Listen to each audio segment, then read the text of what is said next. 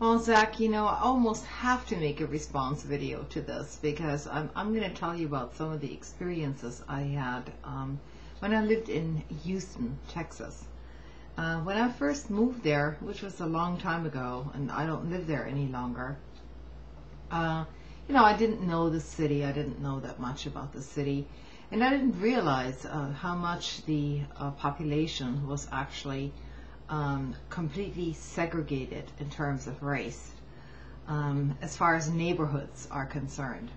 Now, I moved out of there 7 years ago, so I don't know how much of this has changed. But when I first moved there, I went to Houston to go to school, to go to college on a scholarship. And one of the first apartments that I lived in, and I found this out very quickly, was in a white neighborhood, a lower class white neighborhood, bordering a black neighborhood. And by black neighborhood, I mean there was no white person in that neighborhood, and vice versa. So, being as naive as I was, and thinking myself of not having any kind of emotional reaction, I didn't anticipate this, but you're right, it is completely ingrained. So, not knowing the neighborhood very well, but coming home one night, it was around 11 o'clock or so. I drove through the black part of the neighborhood in order to get to my apartment complex. And there was a roadblock set up on one of the streets. And this was by private cars. And it was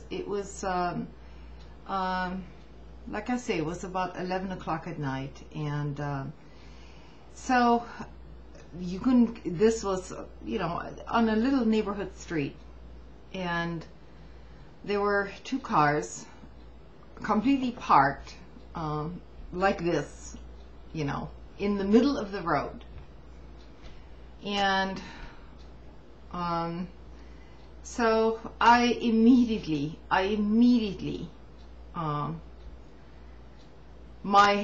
my heart started racing, and I said, man, what am I doing here? This is a black neighborhood. I don't know what's going to happen from this point on. And I remember thinking that probably, it wouldn't be a good thing to turn my car around at that very moment. I was flabbergasted. I really didn't know what to do. So after coming, within a few feet of this roadblock, some people started approaching me, black people, no women, only men. And I figured, well, maybe, I shouldn't be obstinate and I should probably roll down my windows at the very least and see what the hell this is all about.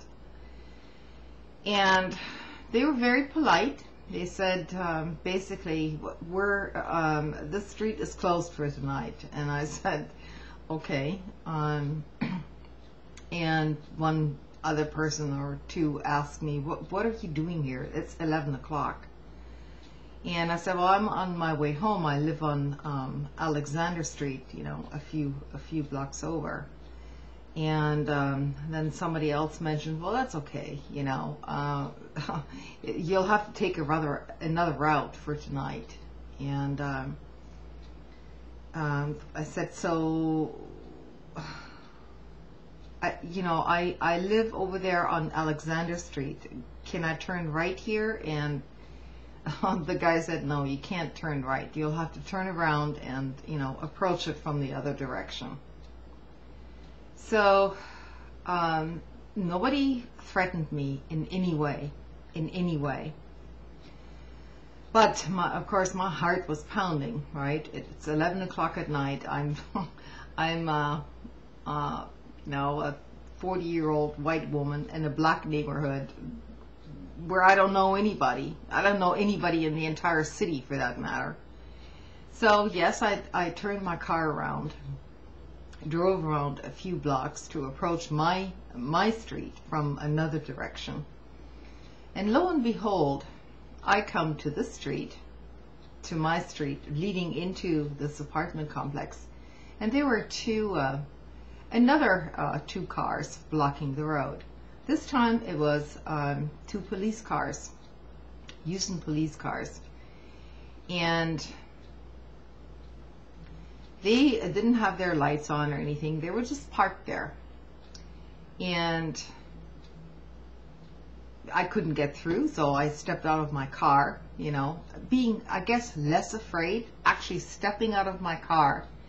And so this police guy comes over and says, "What are you doing here?" And I said, "Oh, I'm trying to get to, you know, I live over there. This is where I live. I'd like to get through, please."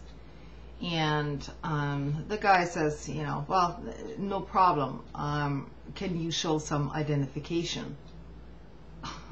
And I said, "I have to show you identification?" And he says, "Yes, ma'am, you'll have to show us some identification because we're conducting an investigation." And well, so, you know, of course I will admit it, I was timid, and I said, "Okay, well, here's my driver's license, okay? Oh, so you're from another state?" And I said, "Yeah, well, I just moved here." And "In what complex do you live?" this guy said to me. And I said, "Oh, over there. You can see my apartment right over there. That's where I live." And he said, "Well, okay, you can go through." So I went upstairs where I lived. It was quite a poor neighborhood, you know, poor neighborhoods joining poor neighborhoods in that town. And lo and behold, a few minutes later, I heard some talking outside of my bedroom window. And basically what had gone down was a major, what I would imagine was to be a major or minor drug deal between the Houston cops and the other guys on the other side blocking the streets. And it was all intertwined. So there was, I mean, I had to laugh because I just woke up. That was a big wake-up call to me. So after that, I wasn't quite intimidated by anybody anymore, and I eventually moved to a more segregated neighborhood in Houston. I mean, to a more less segregated neighborhood in Houston, which was rare to find these days. And anyway, it opened my eyes as to the collusion of what is being portrayed in the national media in terms of fear-mongering versus the actual reality on the street. So I don't know whether this would the same incident, if the same incident happened today, whether I would have reacted differently. But I have to agree with Zach, you know, it is, some of the stuff is totally ingrained. And I, as a white person, was not afraid to step out of my car in the middle of the night when it involved cop cars.